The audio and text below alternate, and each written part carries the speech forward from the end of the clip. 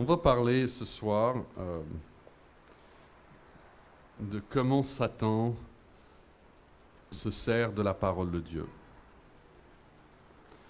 Comment Satan se sert de la parole de Dieu. Alors c'est la troisième étude dans cette petite série.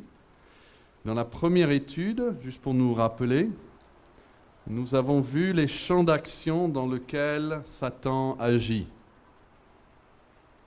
Parce qu'on ne veut pas être ignorant de ce qu'il fait. Et nous avons vu que ce n'est pas tellement dans le champ physique, comme un accident de voiture ou une maladie, où Satan agit vraiment, c'est dans les domaines spirituels. Et c'est comme même avec Job, son désir avec Job n'était pas simplement de le faire souffrir.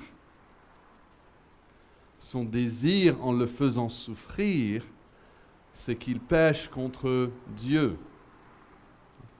Donc c'est toujours ça. Et donc parfois, par la douleur, il peut nous amener à pécher contre Dieu, ou par le plaisir aussi. Il peut nous amener à pécher contre Dieu. Et donc Satan est content d'utiliser un outil comme l'autre. Mais son but, toujours, c'est de nous tenter à pécher afin de nous accuser devant Dieu. Il veut toujours nous pousser à pécher. C'est ça son désir. Et il ne peut pas lire nos pensées. Satan ne peut pas lire nos pensées comme Dieu le peut. Et donc il peut se tromper, il s'est trompé par rapport à Job. Mais il peut nous observer. Et avec toute la connaissance qu'il a de l'être humain, en le voyant siècle après siècle après siècle, il peut assez facilement connaître nos faiblesses. Nous, on arrive à connaître les faiblesses même les uns des autres parfois. Certainement, il peut. Et il va tout faire pour les exploiter. Et donc, on peut avoir deux jumeaux, par exemple.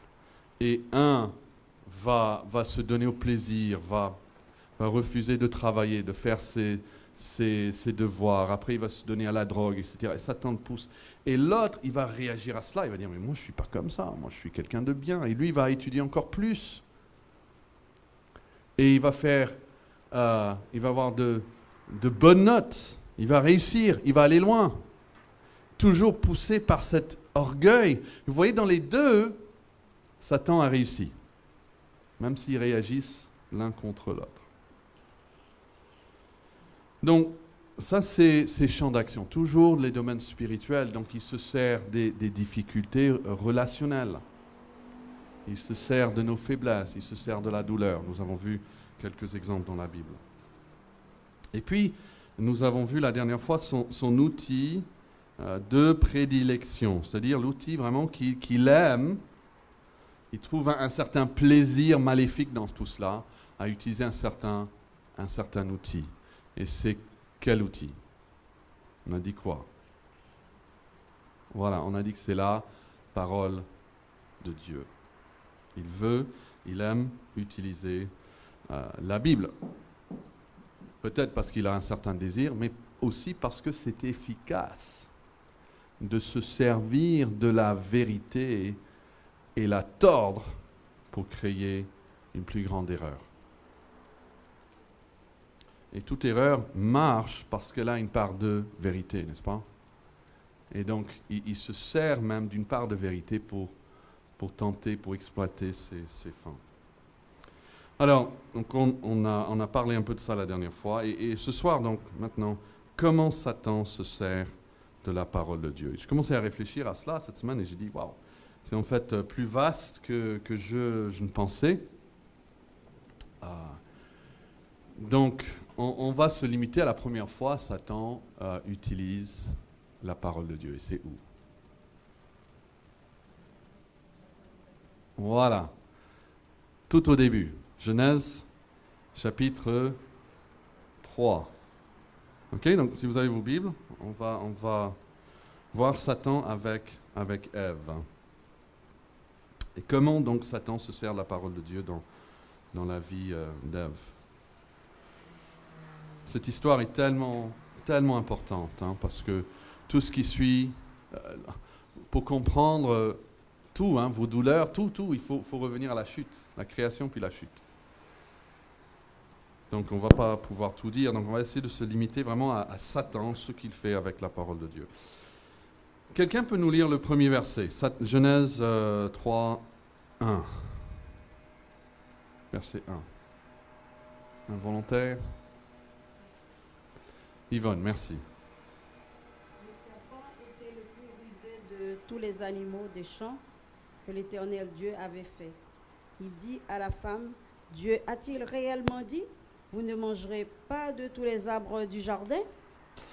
Voilà, donc j'allais vous poser la question avant de lire et j'ai raté donc. Mais dans cette conversation, c'est qui parle en premier? Entre Ève et le serpent. On vient de lire, c'est le serpent. Voilà. Et qu'est-ce qu'il fait ici?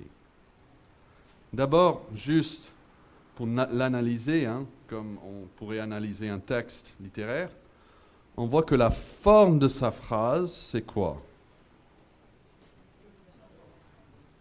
C'est une question, n'est-ce pas?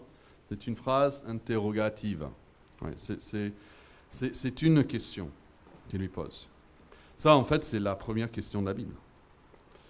Et ça vient de Satan. Alors, qu'est-ce qu'il suggère par cette question? Est-ce que vous avez des idées? Dieu vous a vraiment dit ne manger aucun fruit du jardin. La forme ici, même dans cette question négative, et qui englobe l'exagération de tous les arbres. Et Dieu dit, voici, je vous donne, notez ce verbe, je vous donne toute herbe portant de la semence et qui est à la surface de toute la terre, et tout arbre ayant en lui du fruit d'arbre et portant de la semence, ce sera votre nourriture. Et à tout animal de la terre, à tout oiseau du ciel et à tout ce qui se meut sur la terre, ayant en soi un souffle de vie, je donne toute herbe verte pour nourriture. Et cela fut ainsi. Dieu vit tout ce qu'il avait fait, et voici, cela était très bon. Ainsi il y eut un soir, il y eut un matin, ce fut le 6e jour. Vous voyez que Dieu leur donne toutes ces choses. Alors, regardez chapitre 2, verset 8. Puis l'Éternel Dieu planta un jardin en Éden, un jardin de plaisir, du côté de l'Orient, et il mit l'homme qu'il avait formé. Et l'Éternel fit pousser du sol des arbres de toute espèce. Encore, vous voyez l'accent sur les arbres. Il y a des arbres de toute espèce dans ce jardin. Et qu'est-ce qui est dit par rapport à ces arbres? Regardez-le. Qu'est-ce qu'il dit au verset 9? Chapitre 2, verset 9. Ils sont quoi? Agréables à voir et bons à manger. Alors, gardez cette phrase dans votre tête et on va en revenir, mais regardez chapitre 3, verset 6. La femme voit l'arbre au milieu du jardin et elle a vu que l'arbre était quoi? Exactement les mêmes mots, hein? Bon à manger. Et, ça c'est pas le même mot, mais c'est un synonyme, et agréable à la vue. Okay? Donc il y a ce jardin, il y a cet arbre au milieu du jardin, et lui aussi, parce que tout ce que Dieu a fait est bon, hein? Donc même le jardin au milieu, il est bon à manger et agréable à la vue. Ok. Revenons maintenant au chapitre 2, verset 9. Dieu fit pousser du sol des arbres de toute espèce, et tous ces arbres sont quoi? Agréables à voir et bons à manger. Donc, ce verset nous dit que, bon, c'était vrai que l'arbre au milieu du jardin était bon à manger et agréable à la vue, mais nous savons, avec ce verset que nous venons de lire au chapitre 2, que tous les arbres du jardin étaient bons à manger et agréables à la vue.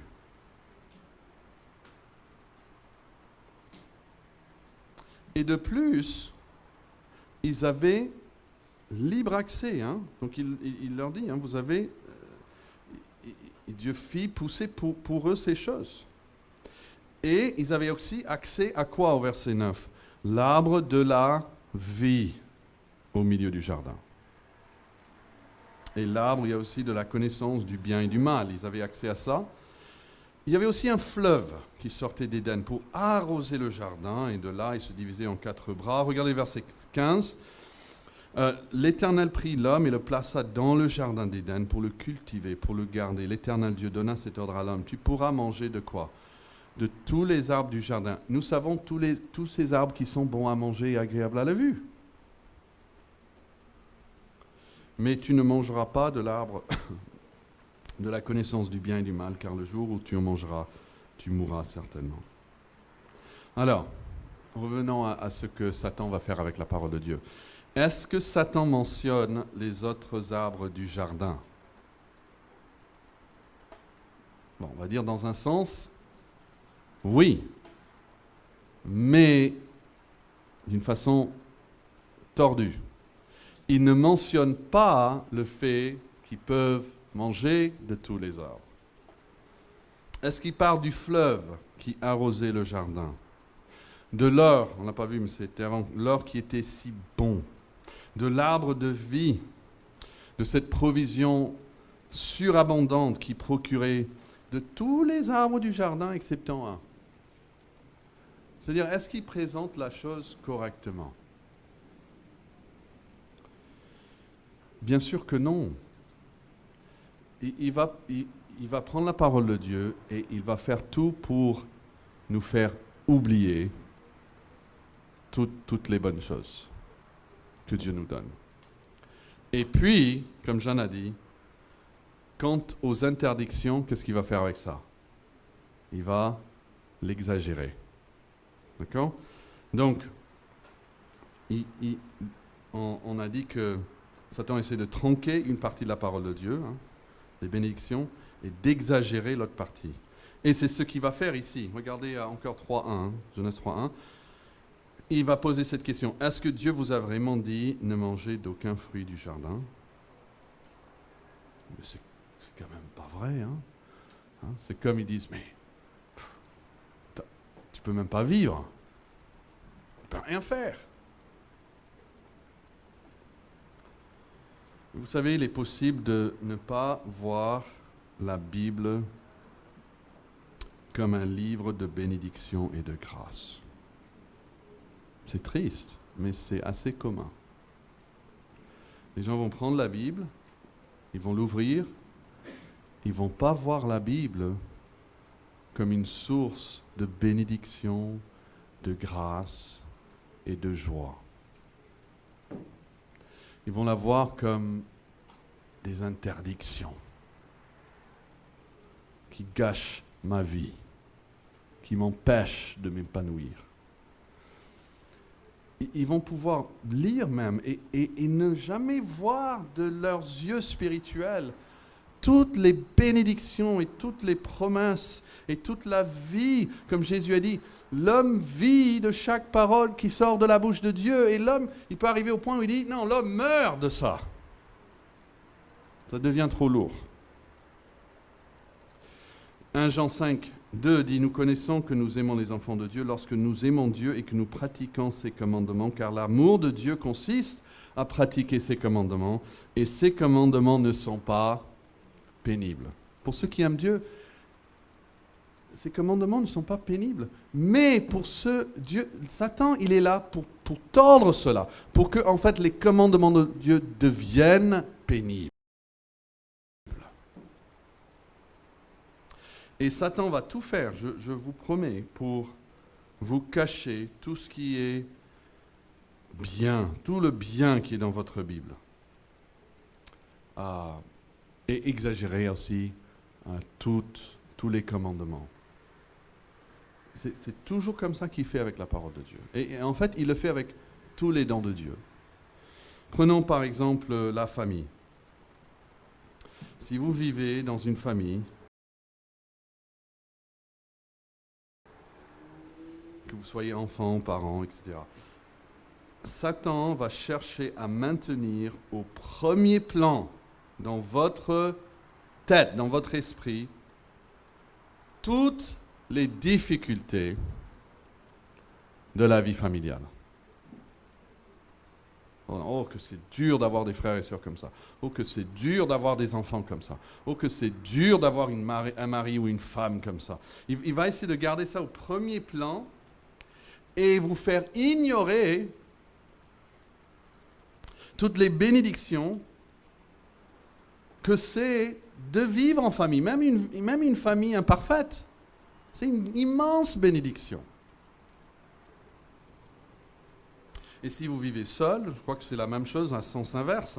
Satan vous poussera à vous attarder sur les difficultés de la vie célibataire. Et donc, prenons un homme qui est marié, un homme qui est célibataire. Ils commencent à parler de leur situation. Que pensez-vous est plus probable? Qu'ils parlent tous les deux de toutes les bénédictions de leur situation propre ou de toutes les difficultés de leur situation propre? Ou deux femmes dans les mêmes situations. Ouais, mais toi, tu ne sais pas ce que c'est d'être... Oh, ouais, mais toi, tu ne sais pas ce que c'est... Ouais, tu vois? Et ça, c'est satanique. C'est une tentation de Satan de nous faire carrément juste oublier ces choses. Et on peut vivre des années dans une famille, par exemple, sans penser quelle bénédiction c'est. Jusqu'à, parfois, ça arrive qu'une personne meurt. Quelque chose arrive, et puis on dit ah, quelle folie, c'est trop tard. Et Satan fera la même chose avec l'Église. Quelle bénédiction imméritée de faire partie du corps de Christ. Quelle de faire partie du corps de Christ. Même si les autres membres sont très imparfaits. Mais pourtant, Satan veut que cela devienne fastidieux, pesant, difficile, désagréable. C'est sa façon d'agir. C'est ce qui est arrivé aux enfants d'Israël dans le désert après leur grande délivrance d'Égypte. Tout ce que Dieu a fait pour eux, ils se mettent tout de suite à faire quoi? À se plaindre, à se plaindre, à se plaindre. Et ça peut arriver, mes amis chrétiens, ça peut nous arriver que même la lecture de la Bible peut devenir pénible. Et puis on se dit, bon, je ne veux pas lire par obligation. J'ai des chrétiens qui m'ont dit ça, je ne veux pas lire par obligation. Donc, je ne vais pas lire aujourd'hui. Et Satan, c'est exactement ce qu'il veut. Et ce n'est pas facile de manger quand on n'a pas le goût et l'odorat. Mais la réponse, c'est qu'il faut quand même manger. En priant que le goût et l'odorat reviennent. Donc Satan essaye de tronquer une partie de la parole de Dieu, d'en exagérer une autre. Et prenez des choses que vous lisez dans la Bible. Certainement, vous lisez, est-ce que vous prenez ça comme une bénédiction? Et puis, vous voyez des choses, vous dites, non, ça, c'est pas possible. Ça, c'est pas possible. Cherchez d'abord le royaume de Dieu et toutes ces choses vous seront données par-dessus. Vraiment? Et sa justice, pardon, j'ai oublié une phrase. Il y a plein d'exemples qu'on a tendance, sans le réaliser, de simplement écarter, parce qu'on se dit, bon, c'est pas pour nous. Mais où est-ce qu'il va dans tout cela? Il va tronquer une partie de la parole de Dieu, il va exagérer une autre, parce qu'il veut, en fin de compte, déformer notre image de Dieu. Et quelle tristesse qu'il va se servir de la parole de Dieu pour déformer notre image de Dieu. Alors, il faut savoir que l'homme a été créé à l'image de Dieu. Et une des choses que Satan veut déformer, c'est l'image de Dieu dans l'homme, mais aussi c'est l'idée qu'a l'homme de Dieu lui-même. C'est-à-dire il veut déformer l'image qu'a l'homme de Dieu. Parce qu'après on va devenir comme nos dieux, comme il est dit en Ésaïe. Ils deviennent comme leurs idoles.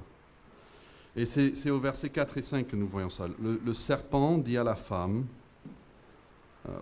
elle répond, elle corrige, verset 2, 3, elle corrige le serpent, elle dit non, nous pouvons manger de tous les arbres, mais déjà on sent qu'elle commence à glisser, parce que dans sa réponse, elle-même exagère l'interdiction. Elle dit qu'on ne peut pas manger, on ne peut même pas toucher. Alors on ne sait pas, j'imagine ici. Peut-être Adam et Ève, en se parlant entre eux, se sont dit, écoute, Dieu ne veut pas qu'on mange. Donc, on ne va même pas toucher cet arbre. Et ça serait par amour pour Dieu. Quand on veut obéir à Dieu, on est prêt à aller le pas de plus. Mais après, quand on commence à douter de la bonté de Dieu, etc., c'est pas de plus qu'on faisait par amour et avec facilité. Tout d'un coup, tout cela devient pénible. Et on retourne contre Dieu. Pourquoi je dois faire ça? Et parfois, ce n'était même pas quelque chose qu'il avait demandé au début.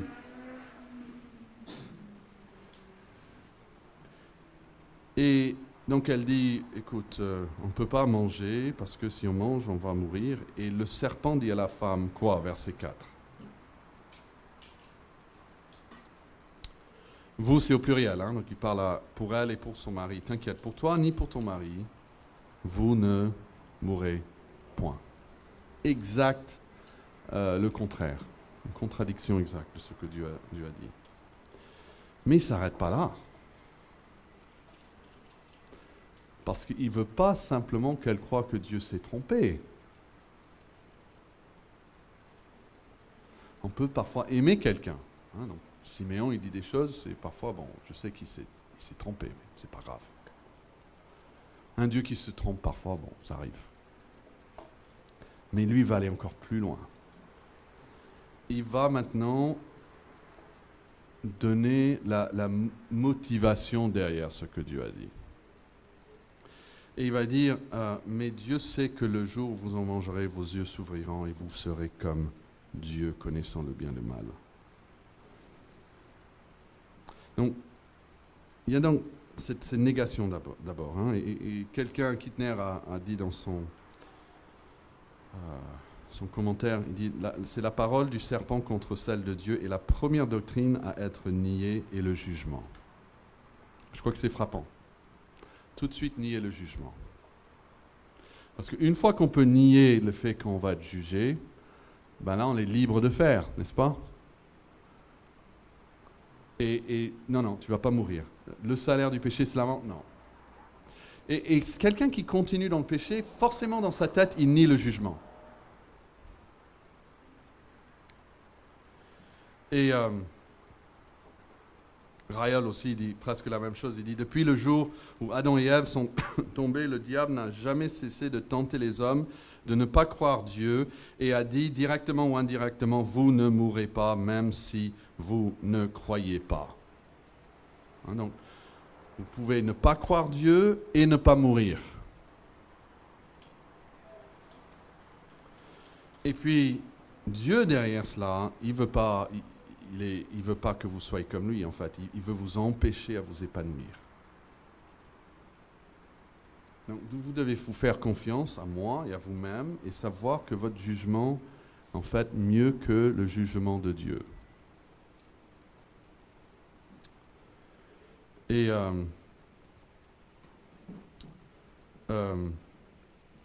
quelqu'un a dit, je cite, dans l'ensemble des Écritures, l'essence du péché consiste à placer le jugement humain au-dessus du commandement divin. Je vais redire ça et réfléchissez avec moi ça. L'essence du péché consiste à placer le jugement humain au-dessus du commandement divin. Et je suis sûr que je faisais ça quand j'étais enfant, mais je n'y pensais pas. Mais devenu adulte, je vois ça dans les enfants. On leur dit de faire quelque chose, et la première chose qu'ils vont consulter, c'est leur jugement. N'est-ce pas? Je suis sûr qu'on a toujours eu cette... Mais pourquoi? C'est pour ça qu'il demande pourquoi. Parce que mon jugement doit aussi être d'accord avec le tien. Ben non, j'ai fait ça, mais c'est lui, etc. Tout de suite, il n'y a pas cette réponse naturelle de oui, j'obéis et après je consulte. Non, non, d'abord, ça doit être filtré par mon jugement à moi. Et ce qu'on peut facilement voir dans un enfant, on ne réalise pas que nous aussi on le fait avec Dieu. Et donc on va lire un commandement dans la Bible, on se dit mais quand même, tu es sérieux? Non, ça... Non. Pour notre époque, non, ça. On a ces jugements qu'on porte et on se dit, mais dans tous les cas, il n'y a pas d'exception. Et on met notre jugement au-dessus de Dieu. Et même, vous avez peut-être eu la pensée, ou quelqu'un vous a dit, je sais que normalement, il faut faire comme ça. Est-ce que vous avez jamais eu quelqu'un qui a dit ça? Je sais que normalement, il faut faire comme ça. Mais ma situation est exceptionnelle. Et c'est ça qui amène l'homme droit au péché. Donc, l'humilité consiste à mettre le commandement de Dieu au-dessus de mon jugement. J'obéis parce que Dieu l'a dit.